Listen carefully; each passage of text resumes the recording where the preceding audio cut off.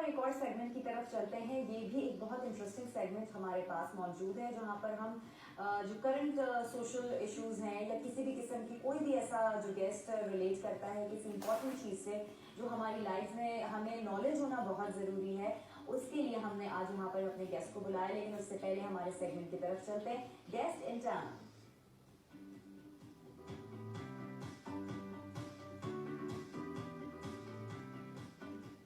जी जनाब, जैसे guest in town के बारे में मैं आपको बताती चलूँ, हमारा जो सेगमेंट है कुछ इस तरह से है कि कोई अगर बाहर से आया हुआ है और वो हमारे शहर में आकर कुछ अच्छी बात की अवेयरनेस फैला रहा है, तो वो हमारे साथ यहाँ पे मौजूद होगा और हम डिफरेंट डिफरेंट इश्यूज पे डिफरेंट कोई भी क्राइटेरिया हो सकता है जिस पे हम बात करेंगे। लेकिन आज जो हमारे मेहमान हैं वो स्पेसिफिकली जर्मनी से आए हैं। He is a qualified doctor और वो आज के इश्यूज को लेकर हमसे आज डिस्कस करेंगे, हमें कुछ अवेयरनेस देंगे। तो आइए उनसे बात करते हैं और वेलकम करते हैं। हमारे साथ हैं अब्दुल रहमान साहब। अस्सलाम वालेकुम जी। वालेकुम सलाम। कैसे हैं आप? मैं ठीक हूँ। Welcome to our country. Thank you. और जैसे कि मैंने हमारी नाज़रीन को भी बताया कि आप जर्मनी में प्रैक्टिस कर रहे हैं और क्या प्रैक्टिस कर रहे हैं, स्पेशलाइज किसने किया है, थोड़ा सा उस बारे में बताइएगा। जी मैं बेसिकली इमरजेंसी मेडिसिन में काम कर रहा हूँ वहाँ जर्मनी के अंदर। बेगन क्लिनिक हॉस्पिटल का नाम है मेरे। बेसिकली जो इमरजेंसी मेडिसिन है उसके अंदर हम उन पेशेंट्स को ट्रीट करते हैं जिनकी बहुत क्रिटिकल सिचुएशन में जो हमारे पास आते हैं हॉस्पिटल के अंदर।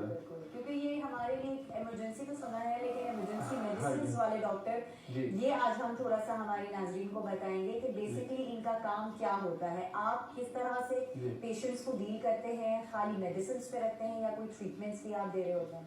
जी जिस तरह बाकी डिफरेंट स्पेशलिटीज है पाकिस्तान में, इंटरमेडिसिन होती है, पेडियाट्रिक्स है, डर्मेटोलॉजी है, गायनेकोलॉजी, इस तरह इमरजेंसी फील्ड है जिसके अंदर पेशेंट को एक्यूट सिचुएशन और क्रिटिकल सिचुएशन में उसको स्टेबल करना हमारा एम होता है। कि जैसे पेशेंट अगर ट्रॉमा के बाद एक्सीडेंट, इंजरी, हार्ट अटैक, कोई भी सिचुएशन हमारे पास वो आता है हॉस्पिटल, तो हमारा बाइक की आवाज, सांप का काटा अच्छा, ये वाकई ऐसे ड्राउने वो सिचुएशंस होती हैं कि बंदा उसमें समझ नहीं पाता कि अगर डॉक्टर के पास जाएगा तो वो किस तरह से सबसे पहले फर्स्ट एड के तौर पे क्या किया जाएगा।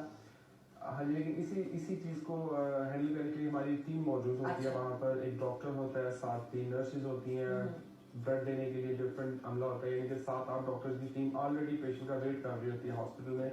जब वो आता है तो हम उसको पहले स्टेबल करते हैं। हमारे एक प्रोसीजर है ABCDE, यानी कि एयर वे, ब्रीथिंग, सर्कुलेशन, डिसेबिलिटी एक्सपोजर, उसको हम सारा एवेल्युएट करके तो हम उसको देखते हैं कि वो किस स्टेज के अंदर है। अगर वो बहुत ज़्यादा परेशान है अगर पेशेंट, तो फिर हम उसको थोड़ा सा सिडेशन कर देते हैं।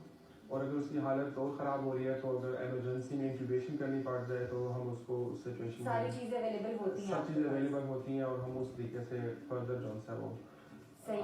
गोल्डन आवर्स भी आपकी एक टर्मिनोलॉजी है, तो उसमें आप लोग क्या करते हैं? गोल्डन आवर्स में ये होता है कि जैसा कि मैं मिसाल देता हूँ, एक बंदे को हार्ट अटैक अगर होता है और वो जल्द अज जल्द हॉस्पिटल पहुंचा दिया जाए तो हम उसकी जो आर्टरीज में जो वेसल्स में जो ब्लॉकेज हुई होती है वो हम फौरन ख़त्म कर सकते हैं। अच्छा जी, उसके लिए डिफरेंट प्रोसीजर्स होते हैं इधर, और उस टाइम के अंदर अगर हम वो उसको इंजेक्शन दे दें तो आपको बाईपास की आगे जाके या फिर एंजियोग्राफी, एंजियोप्लास्टी की भी आपको जरूरत नहीं पड़ती है। अच्छा, जितना जल्द हम उसको पेशेंट को कवर करेंगे तो उतनी कम जोन से हम उसको पेशेंट को फर्दर डैमेज करने से रोक सकते हैं। सही। अच्छा, आपने जो है वो MBBS की डिग्री चाइना से करी, उसके बाद फिर डिफरेंट स्टेट्स में जाकर आपने बाकी की स्टडीज को कंटिन्यू किया, तो उसके बारे में थोड़ा सा एक्सपीरियंस बताइएगा। मैं जून 7 में जो उनसे FSC की थी, फिर मैं बीजिंग कैपिटल मेडिकल यूनिवर्सिटी से मैंने अपनी स्टडीज़ की, मेडिसिन की, वहाँ पर चाइनीज लैंग्वेज भी सीखी थी। और उसके बाद फिर मैं पाकिस्तान आया था 6 मंथ्स के लिए एज ए गेस्ट डॉक्टर मैंने काम किया। अच्छा। DHQ अस्पताल सरगोजा में। तो उधर मैं बहुत परेशान होता था सारी सूरत हाल देख के, क्या इमरजेंसी की जो हालत है वो बहुत परेशान कौन सूरत हाल आप कह सकते हैं। इस तरह के पेशेंट्स आते हैं और इतनी क्वांटिटी और इतने बल्क में आते हैं कि आपको कई दफा समझ नहीं आता है कि किस तरह से हर पेशेंट को डील करें। जी बिल्कुल ऐसा ही है। तो वो उस टाइम मैं उस लेवल पे नहीं था, मुझे समझ नहीं आती थी कि हम क्यों हम इनको ट्रीट नहीं कर पा रहे। लेकिन जब मैं जर्मनी गया, वहाँ पे जाके मैंने फिर एक्सीडेंटल इमरजेंसी सर्जरी के अंदर अपना स्टडी स्टार्ट की स्पेशलाइजेशन के अंदर। फिर मुझे अंदाज़ा हुआ इस चीज़ का जो वहाँ पर प्रॉब्लम है वो मेन एक ये भी है कि हमारे पास उस सिचुएशन को हैंडल करने के लिए स्किल्ड डॉक्टर्स मौजूद नहीं हैं।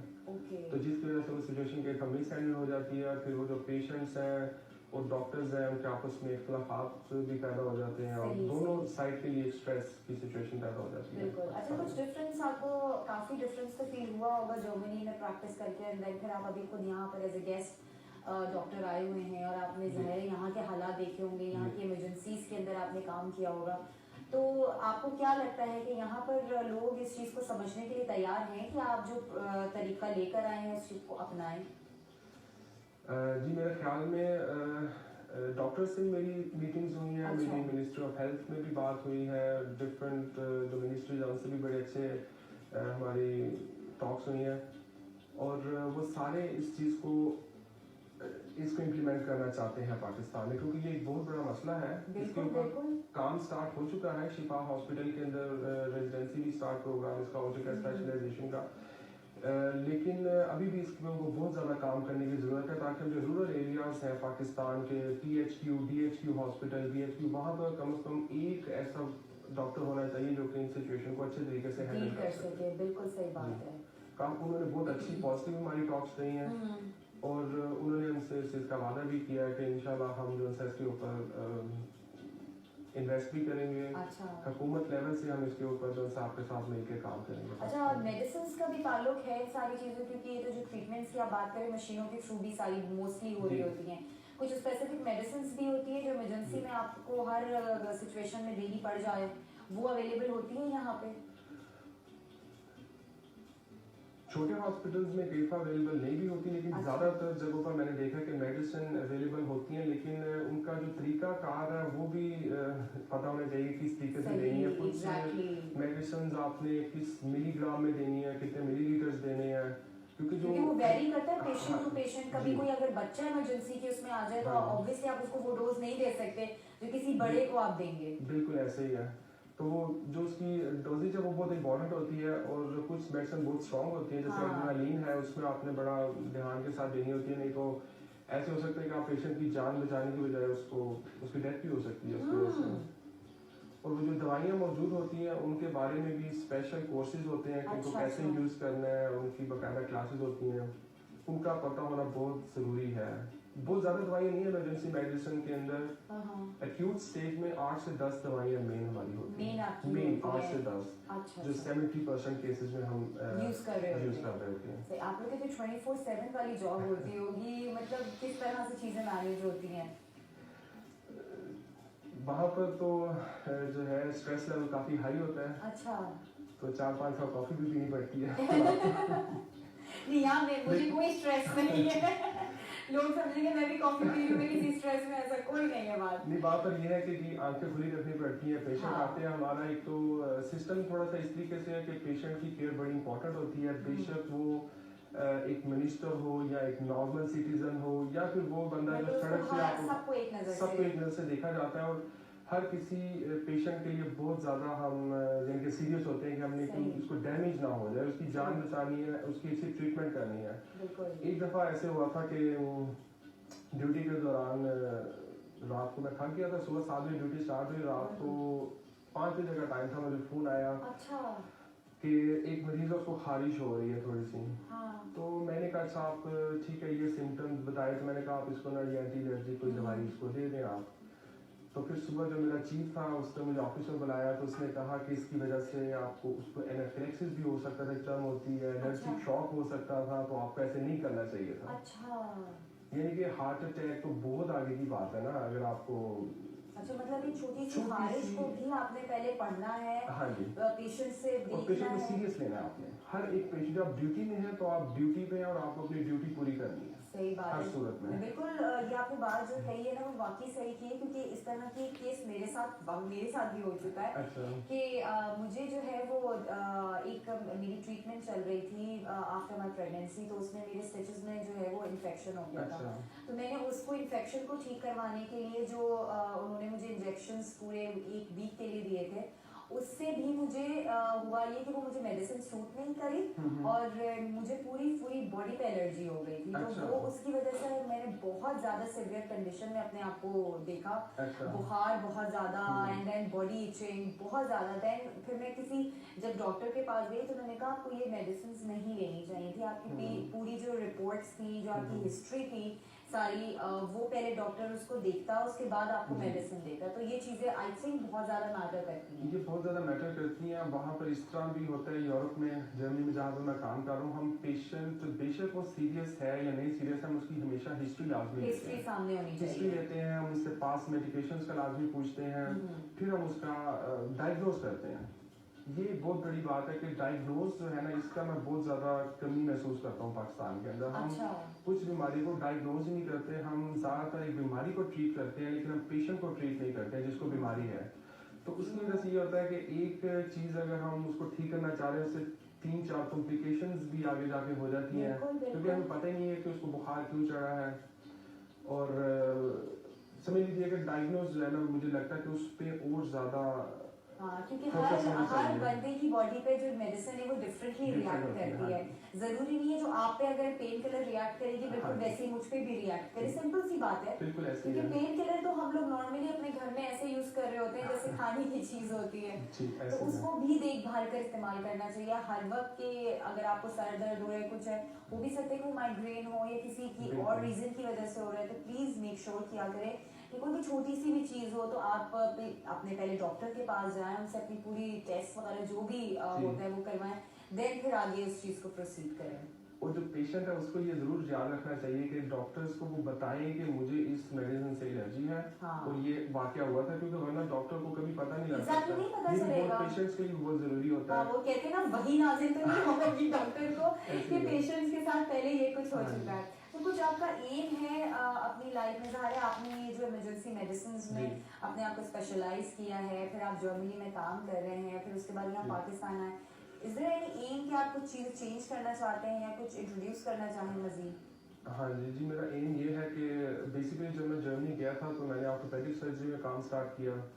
फिर मैंने उसके बाद जनरल मेडिसिन में किया और अब मैं इमरजेंसी मेडिसिन के अंदर अपना कुछ स्विच कर लिया। मैं चाहता हूँ कि पाकिस्तान में इमरजेंसी मेडिसिन को हम डेवलप करें तेज़ी के साथ, सही, ताकि जो गोल्डन आवर्स में काफ़ी लोगों की हम जान बचा सकें। मुझे इस चीज़ पे अंदाज़ा है कि हम 100% कभी भी वो शायद काम ना कर पाए, क्योंकि हमारा जो हेल्थ का सेक्टर है वो 154 नंबर पे है दुनिया में। अच्छा।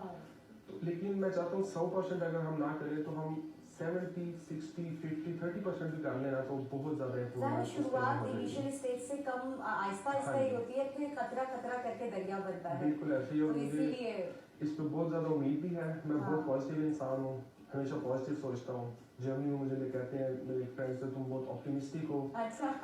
तो मैं कहता हूँ मैं पॉजिटिव हूँ, पॉजिटिव एनर्जी में रहना पसंद करता हूँ। और मेरे ख्याल में हमें हर काम को, अच्छे काम को पॉजिटिव ही देखना चाहिए, और वरना हम कोई काम भी जो है अच्छे तरीके से नहीं कर पाएंगे। डेफिनेटली। और हम भी अक्सर हमारे शो में यही बोल रहे होते हैं कि कोई भी चीज़ करें, कोई भी आप इवन आपकी थिंकिंग भी जो हो पॉजिटिविटी की तरफ हो, क्योंकि उम्मीद पे दुनिया कायम है। अगर आप कोई अच्छी उम्मीद नहीं रखेंगे तो आप आगे कुछ कर ही नहीं सकते, ना फिर आपकी कोई बीमारी भी क्योर हो सकती है। कई दफ़ा मैं समझती हूँ बीमारी माइंड के साथ भी बहुत इफेक्टिव रोल प्ले करती है कि आप दिमागी तौर पे अगर अपने आप को सही और अच्छा फील कराना चाहें तो आपकी बीमारी खत्म भी हो जाएगी।